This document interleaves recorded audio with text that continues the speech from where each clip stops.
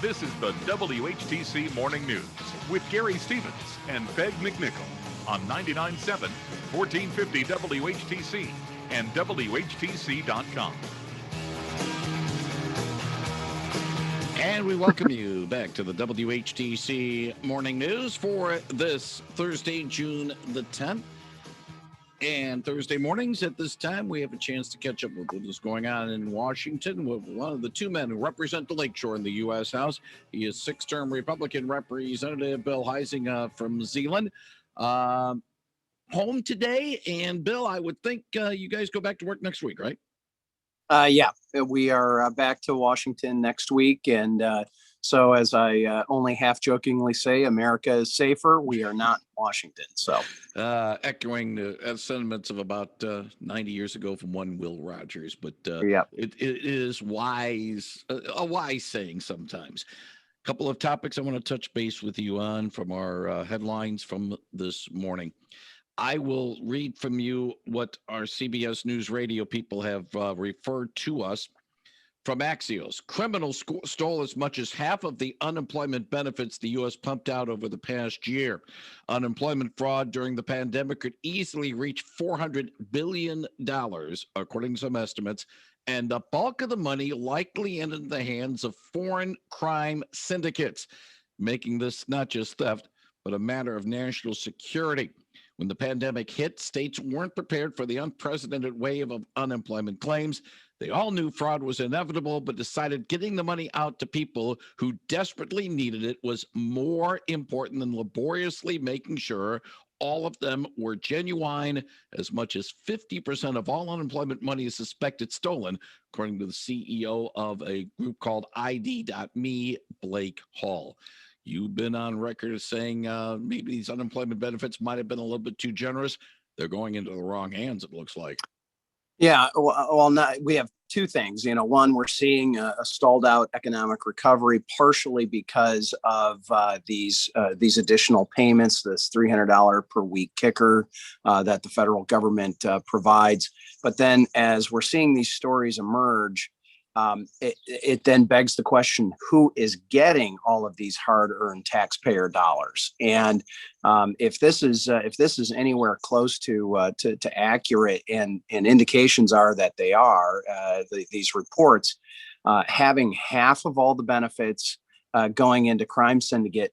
At one point, I read 70% of that is estimated to be going overseas. So there's domestic crime groups, right, gangs, whatever, that are doing this.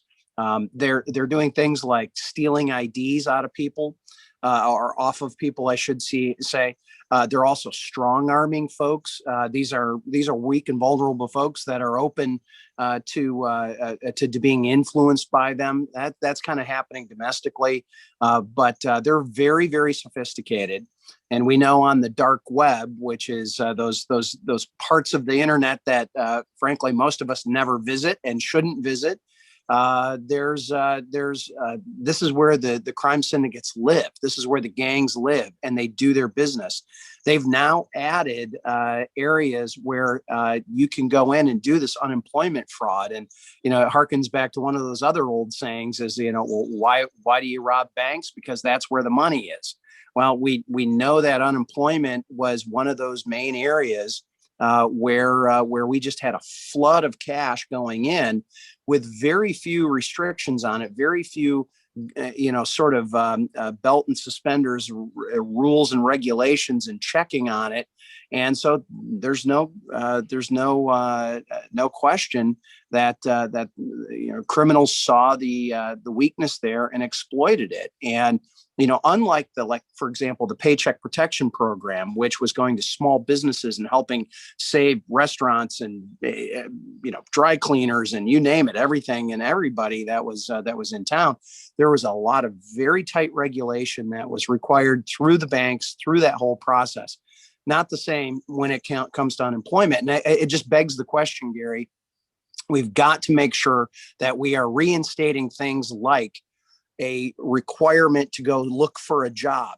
Why is that? It's not because it's mean because there aren't jobs available. By the way, 9.3 million unfilled open jobs in the United States right now. But it's not because we're trying to be mean. It's because that's another check, right? That's another verification on who these folks are. And we've got to tighten this up. We just have to tighten it up, not for only the economy's sake, but for taxpayers' sake, to make sure that this money is being delivered to those who really, truly do need it. Now, the other side of the equation with the baddies doing what the baddies do best, being bad, with the unemployment, but also dealing with the hacking situation, JBS, Colonial Pipeline. But your colleague Fred Upton, when he talked to us on Tuesday, he says one of the first things that President Biden should be doing when he chats with Vladimir Putin during his trip to Europe is dealing with some of those elements. Many believe that some of those elements doing these bad things are coming from the central, from the boiler rooms in central Russia, and the Soviets are at it again.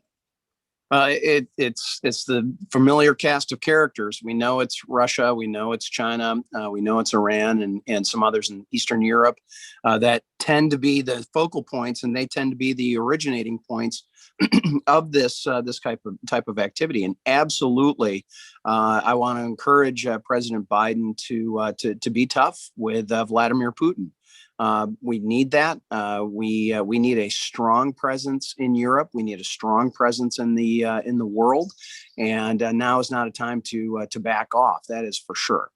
Now, some are saying that the tour that Mr. Biden is having in Europe, starting first in Britain, is supposedly to rebuild bridges that have been, shall we say, faltering down over the previous 4 years. Mr. Biden is not naming his predecessor by name, but it's almost as if he's trying to appease allies, especially saying, let's get back to what it was before 2017. Well, Gary, I'm going to take the old Arthur Vandenberg adage, which is politics stops at the shores of the United States. And excuse me. And I'm not going to go after the Biden administration, especially while he is overseas on foreign policy. Sadly, people did not do that. Both politicians and media and pundits did not do that for President Trump. But I want to say this. We need a strong America, not a liked America necessarily, but a strong America that is respected. And I can tell you that, in my opinion, that has slipped. I think that we have sent wrong messages of appeasement. Think of Iran and other places. But we've got to make sure that we have a strong face in the world of politics globally. And that has not necessarily been, going back to the Obama administration. I used to say, when your friends and your enemies see a weakness and are unsure of what you're going to do, neither one of those things is a good thing. And like them or hate them, President Trump definitely sent a different signal. One that was respected, maybe not always liked, but one that was respected. One final thing, Bill Huizenga, I need to get your sentiments about word that we got yesterday. The company behind the Keystone XL pipeline has officially scrapped the project. TC Energy pulled out after President Biden revoked its permit earlier this year. The company promised to make sure they safely exit the project. The Keystone pipeline was slated to carry oil from Alberta through Montana, South Dakota, Nebraska for the Gulf Coast. Environmentalists were opposing it. We heard a clip from CBS News from one expert who says if you like climate change, this is a win situation. Obviously, others are saying it's not a win situation. No, well, it's not, in my opinion.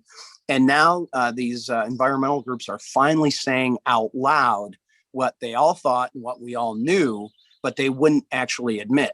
This isn't about a safe pipeline. This is literally about stopping oil production and stopping the use of oil. Now, we are not prepared to do that. And there is going to be some serious economic impact on this.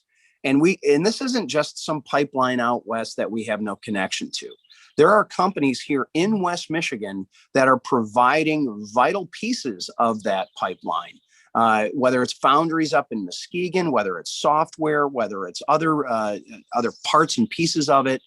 And there's going to be economic impact felt even here in West Michigan on this. But at the end of the day, this means we are less energy dependent or less energy independent. Sorry, we are more energy dependent.